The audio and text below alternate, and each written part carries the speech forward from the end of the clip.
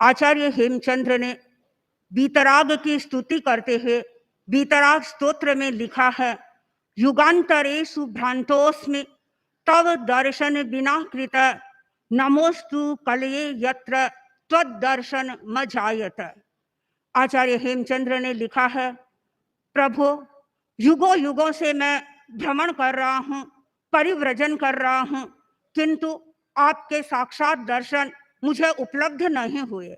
मैं इस कलयुग को नमस्कार कर रहा हूँ, इस कलयुग को प्रणाम कर रहा हूँ, इसलिए कि मुझे आपके दर्शन को जानने का अवसर मिला, आपके दर्शन को समझने का अवसर मिला।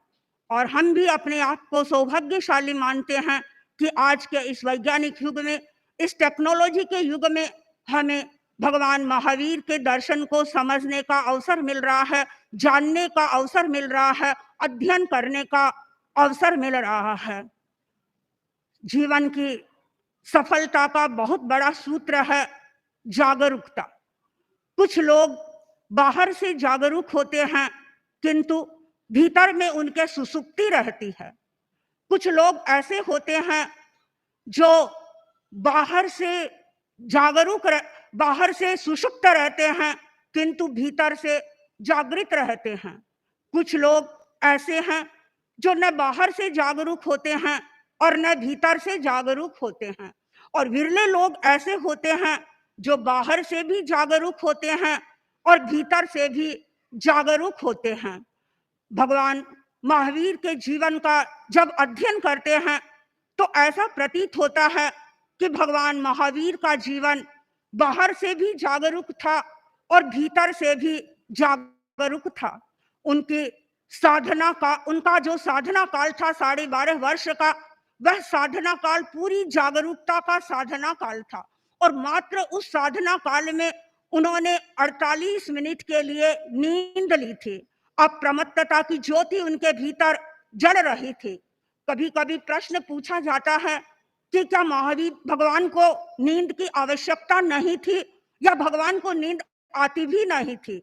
भगवान को नींद आती थी, लेकिन वे नींद को प्रश्रय नहीं देते थे। आचारांग सूत्र में लिखा गया है कि जब भगवान को कभी नींद आती तो वे टहलने लग जाते, वे चंक्रमण करते और चंक्रमण करके वे अपनी नींद को उड़ा लेते और वे अपने ध्यान में लीन हो जाते थे। उनका एकमात्र यही लक्ष्य था कि मुझे वीतरागता के पद को प्राप्त करना है, और वीतरागता के पद के लिए वे अनवरत ध्यान में लीन रहते थे, ध्यान करते रहते थे और ध्यान की गहराई में चले जाते थे।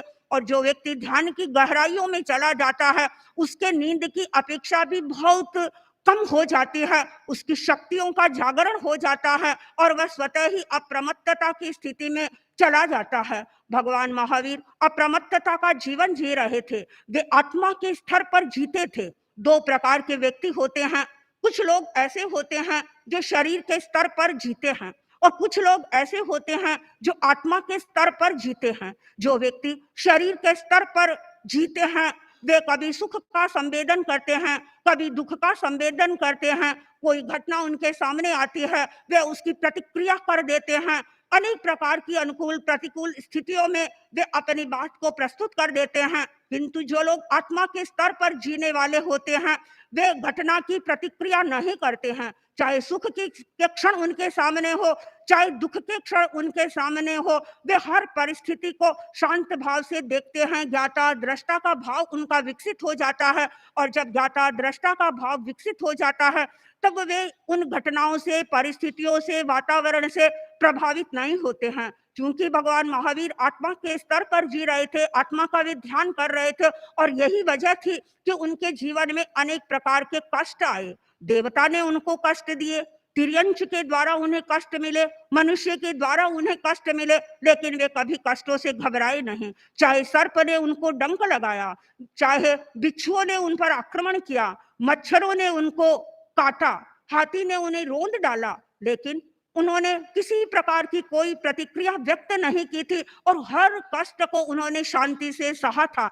और शांति से कष्ट को वही व्यक्ति सहन कर सकता है जो अपने भीतर जागरूक होता है, जो व्यक्ति अपने आत्मा के स्तर पर जीता है। आत्मा के स्तर पर जीने वाला व्यक्ति ही इस प्रकार के भूचाल को सहन कर सकता है और वह कष्ट की स्थिति में भी अप्रकंप रह सकता है और अप्रकंप रह करके साधना के पथ पर वह आगे बढ़ सकता है। साधना के जो साधक साधना के मार्ग पर चलता है वह जागरूकता का संकल्प करता है और जागरूकता के साथ वह आगे बढ़ता है। और जो व्यक्ति भगवान महावीर जागरूकता का जीवन जी रहे थे और जागरूकता का जीवन जीने के कारण ही वे आत्मा के स्तर का अनुभव कर रहे थे, आत्मा का अनुभव करने की दिशा में वे अनवरत आगे बढ़ रहे थे। और जो व्यक्ति जागरूक होता है वह व्यक्ति हमेशा जैसा कहता है वैसा करता है।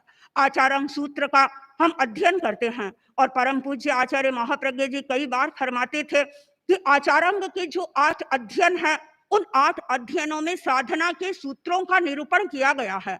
अनेक साधना के सूत्र हमें आचारंग में उपलब्ध होते हैं, किंतु जब हम 9वां अध्ययन पढ़ते हैं तो 9वें अध्ययन में भगवान महावीर का जीवन हमें उपलब्ध होता है।